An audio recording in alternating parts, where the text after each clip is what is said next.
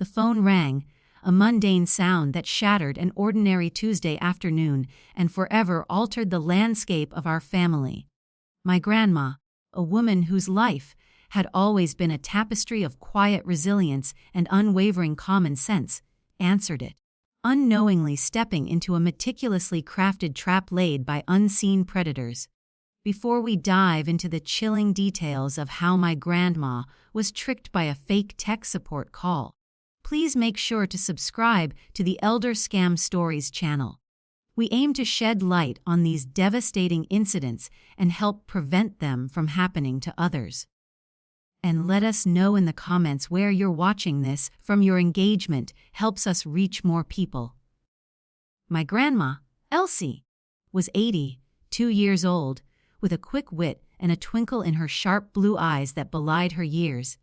She was fiercely independent, managing her own finances, driving her own car, though less frequently these days, and even navigating her way around a smartphone and a laptop, mostly for email, news, and the occasional video call with her grandchildren. She wasn't tech-savvy in the modern sense, but she wasn't completely digitally illiterate either. She trusted people, perhaps a little too much, a trait common in her generation, born from a time when a handshake meant something and a community looked out for its own. It was this inherent trust, coupled with a slight apprehension of the complex digital world, that made her the perfect target. The day it happened began like any other. I'd called her that morning, just a quick check-in. She was telling me about her prize, winning petunias, and a new recipe she'd tried. Her voice was bright, full of life. There was no hint of the storm brewing on the horizon. My grandma lived alone in the house where she'd raised my mother, a comfortable, cozy place filled with memories, books, and the scent of freshly baked cookies. She valued her independence above all else, and we, her family, did our best to support it, checking in regularly, helping with heavy lifting, but largely letting her manage her own affairs. We believed she was safe, nestled in her routines, insulated from the harsher realities of the world. We were wrong. The phone rang just after lunch. Grandma later recalled looking at the caller ID, which showed a local number, and assuming it was a friend or perhaps her doctor's office. She answered with her usual cheerful, "Hello." On the other end was a voice, smooth and authoritative, belonging to a man who identified himself as Michael from Microsoft Technical Support. "Mrs. Peterson," the voice began, "we've detected severe malicious activity originating from your computer network. Our systems show multiple unauthorized login attempts and a critical virus infection that is actively compromising your personal data." Grandma's heart immediately began to pound. Virus, critical infection, her personal data. These were terms she vaguely understood to be bad, very bad. She used her computer daily, and the thought of it being compromised, of her privacy being invaded, was terrifying. She wasn't technologically sophisticated enough to question the premise that Microsoft, a massive corporation, would be actively monitoring her specific home computer or calling her directly about an issue. To her, it sounded legitimate. Microsoft was computers, wasn't it? Michael continued, his tone a perfect blend of concern and urgency. "This is a serious security breach, Mrs. Peterson. Your bank accounts, your emails, even your identity could be at risk. We need to act immediately to prevent further damage." He spoke with a clear, professional cadence, using technical jargon just complex enough to sound legitimate, but simple enough for her to grasp the dire implications. He didn't rush her, but he didn't give her time to think or question either. He established himself as an authority figure, someone who was there to help her navigate a crisis she couldn't possibly understand on her own. "Oh dear," Grandma faltered. "What do I need to do?" Her fear was palpable. She trusted professionals, and this man sounded like one. He was calling to help her. "First, Mrs. Peterson," Michael instructed, We need to gain remote access to your computer to isolate the threat. Don't worry, it's a standard procedure for critical security incidents like this. I will guide you through every step. He then proceeded to direct her to a website, a legitimate-looking remote access program. Grandma, flustered and anxious, followed his instructions with painstaking care. Her fingers, usually nimble, fumbled slightly on the keyboard as she typed in the URL he dictated. She downloaded the software, clicked Run, and then, with a deep breath, gave him the access code. In a matter of seconds, Michael had the keys to her digital kingdom.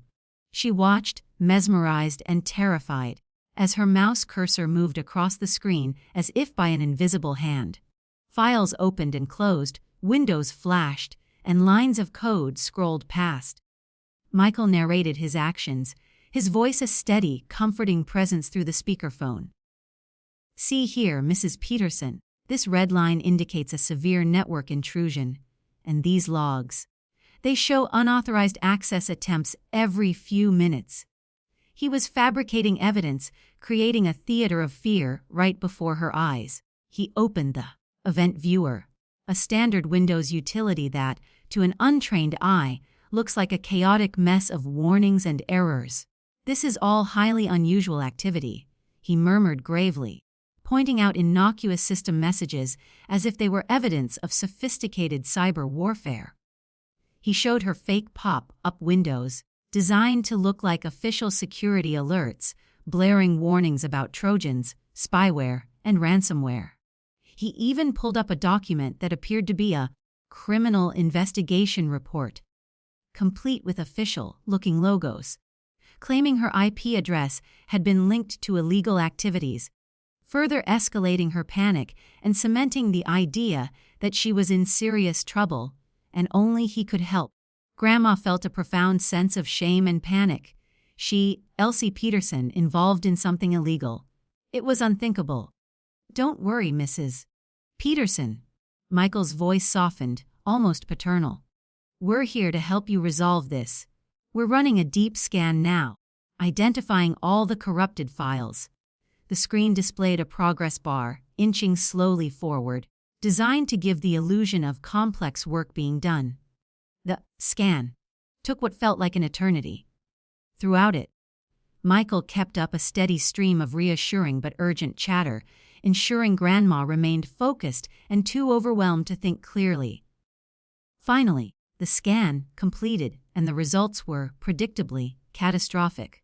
"Mrs. Peterson, I'm afraid this is far worse than we initially thought," Michael announced, his voice tinged with carefully modulated concern. "The virus has not only infected your system, but has also compromised your financial institutions. We're seeing direct links to your bank accounts, and it appears your identity has been stolen." "This is a very sophisticated attack," Grandma gasped, her hand flying to her mouth. Her bank accounts? Her identity. The thought made her feel physically ill. She had worked hard her entire life, saved diligently. The idea of losing it all, of her financial security being ripped away, was paralyzing. "But we can fix it," Michael quickly added, a glimmer of hope in his tone. "It will require a full system cleanup, a complete secure of your network, and a special security firewall installation to prevent this from happening again. This is a premium service, typically costing thousands, but because of the severity of the threat and our early detection, we can offer you a special Microsoft protection plan." He paused, letting the implications sink in. The total cost for this comprehensive security package, including a lifetime license and 24/7 support, will be $999.99. Grandma hesitated. $1,000 was a lot of money, especially for a fixed income. But what was $1,000 compared to losing everything? Her identity, her life savings. The thought of being unprotected, vulnerable to these invisible threats, was far more terrifying than the cost. Besides, she reasoned, it was Microsoft. They were fixing their problem, weren't they? And he sounded so helpful, so professional. "How do I pay?" she asked, her voice small. We need a secure, untraceable payment method for this special service, Mrs. Peterson, Michael explained, seamlessly transitioning into the next phase of the scam. Because of the nature of the breach, and to protect your banking details, we can't accept direct credit card payments. We require payment in the form of gift cards. You can purchase them from any major retailer: Target, Walmart, Best Buy. Just ask for Google Play or Apple gift cards. These are the most secure. Gift cards. Grandma had heard of them, used them occasionally for birthdays. But for a service, it struck her as odd for a fleeting second, a tiny flicker of doubt. But Michael's voice was firm, reassuring, and the fear of the virus, the compromised bank accounts, quickly overshadowed her momentary unease. He explained it was a new, secure protocol for emergency tech support. It sounded plausible enough in her state of panic. You'll go to the store, purchase the cards, and then call me back. I'll stay on the line until you get them, and then I'll guide you through activating your new security plan. He coached her on what to say if a store clerk asked why she was buying so many gift cards. Just tell them they are for your grandchildren, for gifts, he instructed.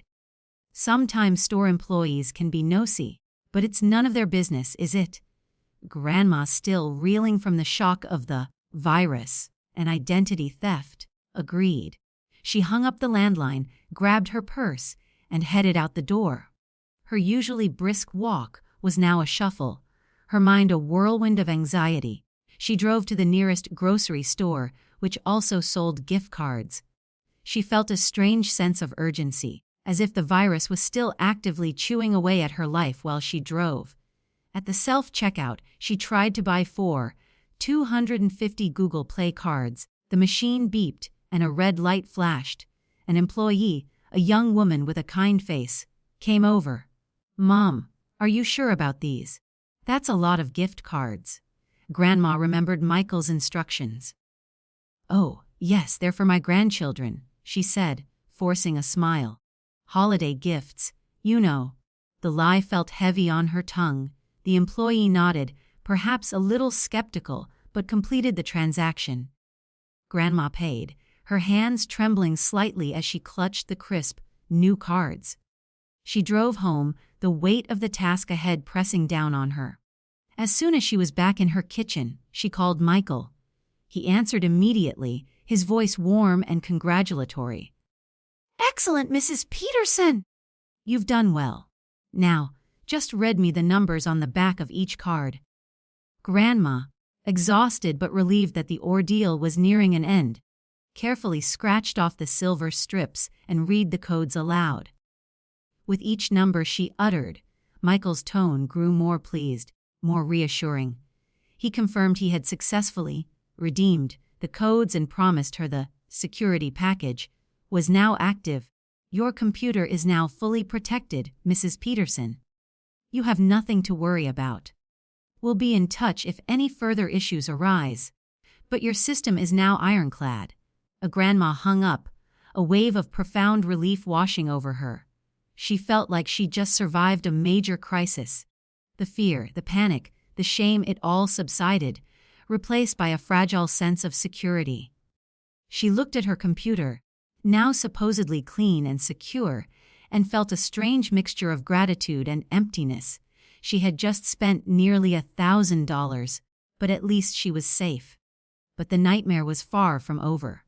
The next morning, the phone rang again. It was Michael. "Mrs. Peterson, I have some grave news," he began, his voice grim. "It appears the initial virus was merely a diversion. Our advanced diagnostics have uncovered a far more insidious threat, an international money laundering ring that used your compromised IP address to transfer millions of dollars through your financial accounts. The FBI is now involved." Grandma felt a cold dread spread through her. Her initial relief evaporated, replaced by a terror even greater than before. The FBI, money laundering, millions of dollars. This was beyond her wildest comprehension. Michael continued, painting a vivid, terrifying picture of federal agents knocking on her door, of her bank accounts being frozen, of her being implicated in a vast criminal conspiracy. "We've been working through the night to try and clear your name, but it's going to require a significant sum to prove these funds were not yours. We need to move the money out of your accounts into a secure holding account managed by our legal team, and then transfer it to the FBI as part of the investigation process to show your cooperation." This time, the sum was much higher, 10 zloty, and the payment method was even more alarming: wire transfer or Bitcoin. Grandma had no idea what Bitcoin was, but Michael said he would guide her to a Bitcoin ATM or a wire transfer service. This was when the first serious cracks appeared in her carefully constructed reality. The 10 zloty and an international money laundering ring. It sounded insane. But Michael's voice was so earnest, so professional, so terrified for her. He spoke of immediate legal repercussions, of her reputation being destroyed, of her entire life being dismantled. The thought of the FBI coming to her house, of her neighbors finding out, of her family being disgraced, was too much to bear. She didn't tell us. Not a word. She was too ashamed, too terrified. The scammers had isolated her, manipulated her fear and trust, and instilled a profound sense of secrecy. She felt like she was protecting her family from a terrible truth. She drove to her bank, a place she usually found comfort in, now a source of dread. She told the teller she needed to transfer 10 zloty to her lawyer for a property deal. The teller, a young woman who knew Grandma well, looked at her with concern. "Are you sure, Mrs. Peterson? This is a large sum." Grandma, remembering Michael's warnings about nosy people, simply nodded, forcing a smile. "Yes, dear, perfectly sure. A private matter." She completed the wire transfer, the numbers on the screen feeling like a betrayal. The 10 zloty vanished from her account. The pattern continued. Over the next 2 weeks, Michael and a new accomplice, Detective Reynolds, called her relentlessly. They spun increasingly elaborate tales. "Your name is still showing up on a watch list. We need more funds to secure your assets. There's a tax on the recovered funds." Each call brought a new demand for money, a new level of fear and urgency. They pressured her into taking out a small loan against her home equity, telling her it was for legal fees that would be fully reimbursed. They guided her to purchase more gift cards, this time hundreds, then thousands of dollars at a time. She made multiple trips to different stores, always remembering Michael's script about gifts for grandchildren or home renovations. She was exhausted, living in a constant state of high anxiety, barely sleeping. The house, once her sanctuary, now felt like a prison. Every phone call made her jump. She started to look drawn, her eyes hollow, her once bright smile replaced by a perpetual frown of worry. She stopped answering calls from family, fearing we would discover her secret. When we did manage to reach her, she was vague, dismissive, uncharacteristically irritable. We attributed it to her age, maybe a touch of memory loss, but something felt wrong. Terribly wrong.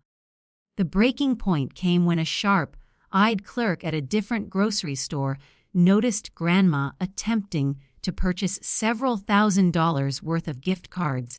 This clerk, having been trained to spot elder fraud, asked more pointed questions.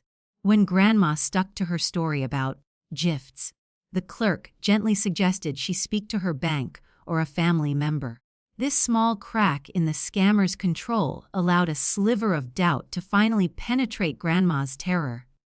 When my mother, alerted by the suspicious store clerk, called Grandma, she was met with a wall of defensiveness.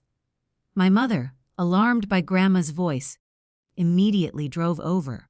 She found Grandma sitting at her kitchen table, staring blankly at her phone, which was ringing incessantly. It was Detective Reynolds. "Grandma, who is this?" my mother asked, picking up the phone. Grandma flinched, her eyes wide with panic. "No, don't answer it. They'll be angry," My mother answered anyway. A gruff voice on the other end immediately launched into a tirade about interfering with a federal investigation. My mother, a strong woman, quickly retorted, "Who are you? What have you done to my mother?" The voice cursed, and the line went dead. My mother looked at Grandma, her face a mixture of fear and dawning horror. "Grandma, what is going on?" The dam broke. Grandma, utterly drained, finally, painfully, confessed everything. The virus, the identity theft, the FBI, the money laundering, the thousands of dollars, the endless calls, the crushing fear. As she spoke, tears streamed down her face, tears of shame, relief, and utter exhaustion. My mother listened, her heart sinking with each word. The total amount lost was staggering, over 50 zloty. Her emergency fund, a portion of her savings, even the small line of credit she had against her home, all gone. The aftermath was a blur of frantic activity and sickening realization. We immediately shut down her computer, disconnected her internet, and changed all her passwords. We contacted her bank, who could do little as the wire transfers and gift cards were essentially cash, untraceable once redeemed. We filed a police report, but the officers, while sympathetic, explained that elder fraud cases are notoriously difficult to prosecute, especially when the perpetrators are overseas. The money was gone. Grandma was devastated. The initial relief of confiding in us was quickly overshadowed by profound shame and a deep sense of betrayal. She had always prided herself on her intelligence and independence. To be so thoroughly manipulated, to lose so much, left her feeling foolish, vulnerable, and deeply depressed. She barely left the house, her once lively eyes now dull and distant. The trust she had so readily given was shattered, and she became suspicious of everyone, even us at times. It took months, years even, of patient love and support to help her begin to heal. This wasn't just a financial loss, it was an emotional and psychological one that reverberated through our entire family. We were angry, not at Grandma, but at the faceless criminals who preyed on the trusting nature of vulnerable elders. We felt guilty for not having been more vigilant, for not having educated her better, for not having noticed the signs sooner. Grandma's story, sadly, is not unique. These scammers are relentless, sophisticated, and utterly devoid of conscience. They prey on fear, isolation, and a lack of technological understanding. They exploit the very human desire to fix a problem, to protect oneself, and to trust those who claim to be authorities. They use social engineering tactics that are as old as time, repackaged for the digital age. The lessons we learned were painful but vital. We now have explicit conversations with Grandma about unexpected calls or emails. We've set up safeguards, including a scam hotline number for her to call us immediately if she receives a suspicious communication. We monitor her bank accounts more closely, with her permission. Most importantly, we've emphasized that she should never feel ashamed to ask for help, no matter how small the concern. We've told her, repeatedly, that these criminals are highly skilled, and anyone, even the most intelligent person, can fall victim. There is no shame in being targeted. The shame lies solely with the perpetrators. We need to foster environments where our elders feel empowered, not isolated, where they are encouraged to question, to verify, and to involve family or trusted friends in any significant financial or technological decision. We need to educate ourselves and our communities about the insidious nature of these scams. It's not just about protecting money. It's about protecting dignity, peace of mind, and the very fabric of trust that binds our society. My grandma may have lost a substantial amount of money, but with time, support, and vigilance, she slowly began to reclaim her spirit. Before you go, if this story resonated with you, please subscribe to the Elder Scam Stories channel. We believe that sharing these experiences is the first step towards preventing them. And don't forget to write in the comments where you watched this from. Your engagement helps us raise awareness and protect more seniors from becoming victims, like my dear Grandma Elsie.